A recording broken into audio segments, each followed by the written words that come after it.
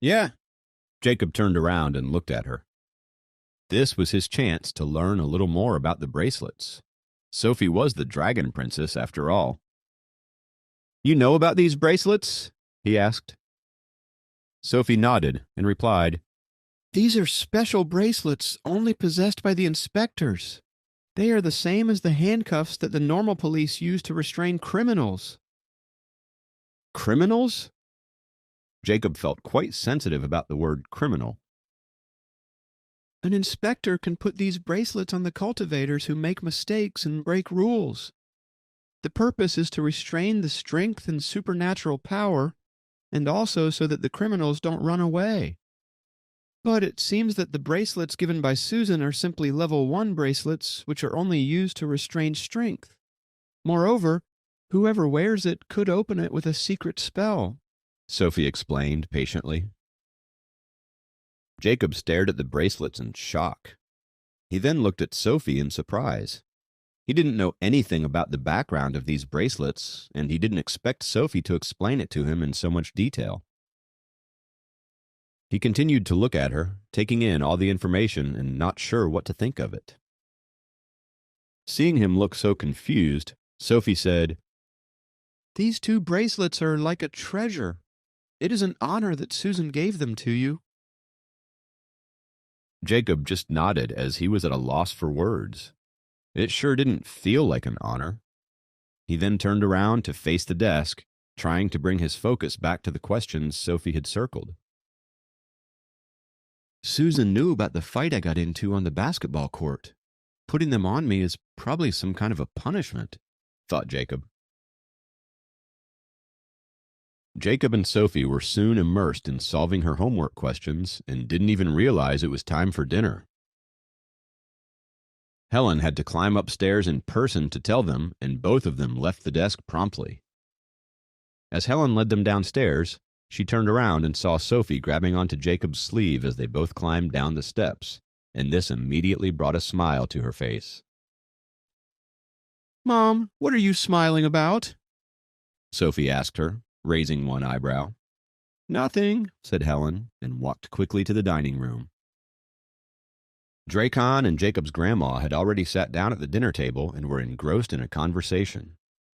They waved at Jacob and Sophie when they saw them walking downstairs together. Soon, all 5 of them started having dinner happily, like a real family. During dinner, Dracon unexpectedly brought up a topic that startled Jacob.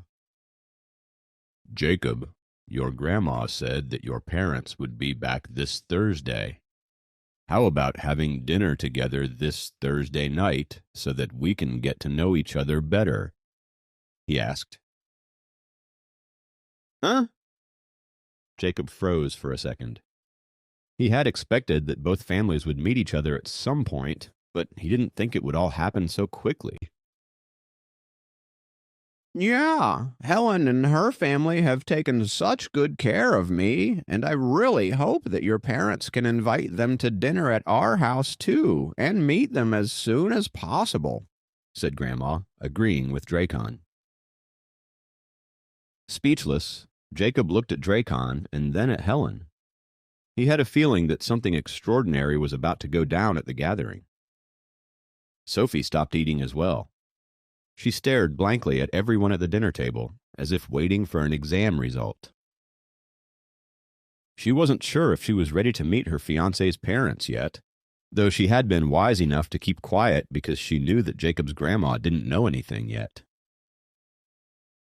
Soph has her midterm exams at school on Friday, so it would be better for her to just focus on her syllabus.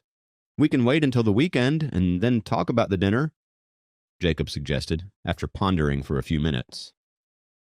Oh, yes, of course. Her education comes first.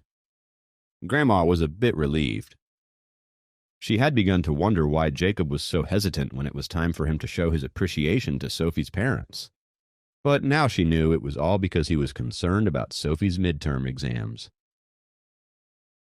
Yeah. Sophie nodded in agreement instantly, as she didn't want to go to the next saga of her future marriage just yet, which was meeting the parents. After all, she was just a high school student. What was she supposed to talk to them about, especially right now when they didn't even know her identity as their future daughter-in-law? She was glad to find a way out of the whole ordeal. You have never taken exams so seriously before.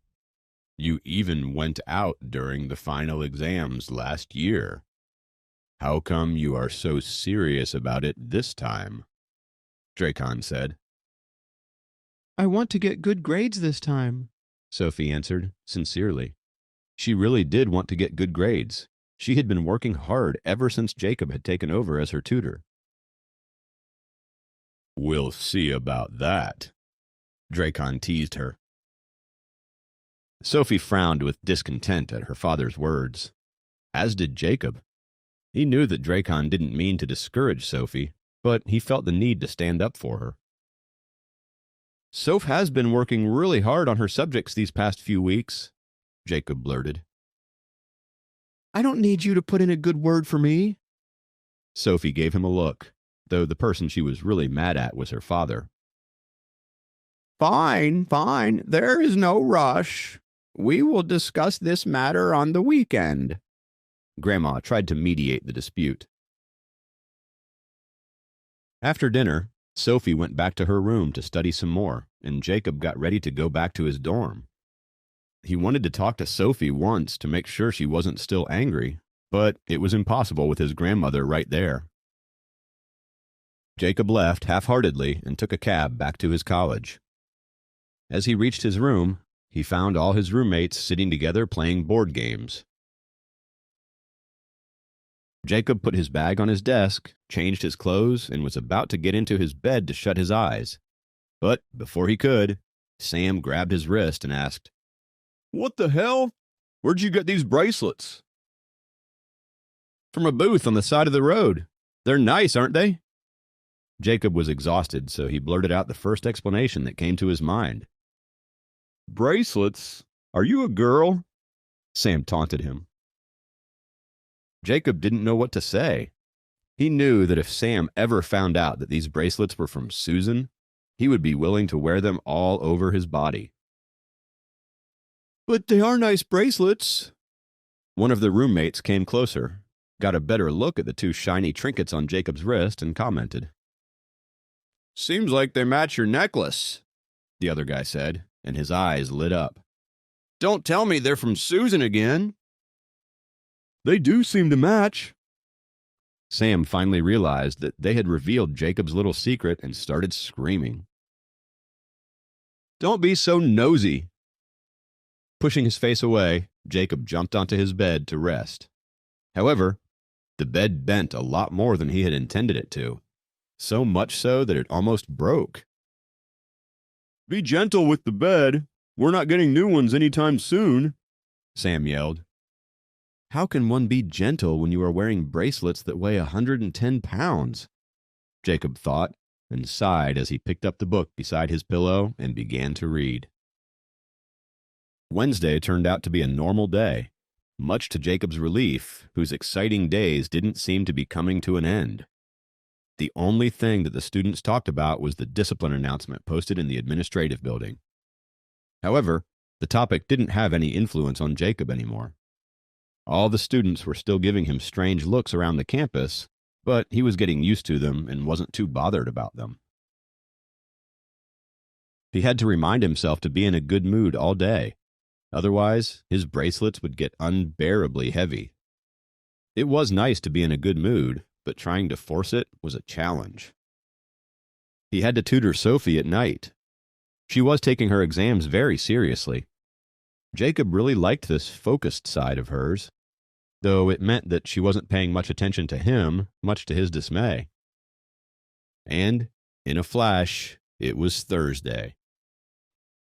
The day started out normally as well, and the four roommates found themselves bickering, playing games and hanging in their dorm room in between boring classes. The boys sat at their usual spot in the back and immediately put their heads down for a nap when the lecture got too heavy and boring. The light for a new text message lit up on Jacob's cell phone. Jacob sleepily opened his phone during class. He didn't even know which subject was going on. he found out that the message was from Kathy. Dr. Brown will be giving a lecture at 8 o'clock tonight. Would you like to go with me? Please subscribe to the Pocket FM YouTube channel and press the bell icon for instant notification. Check out our channel for more such exciting shows.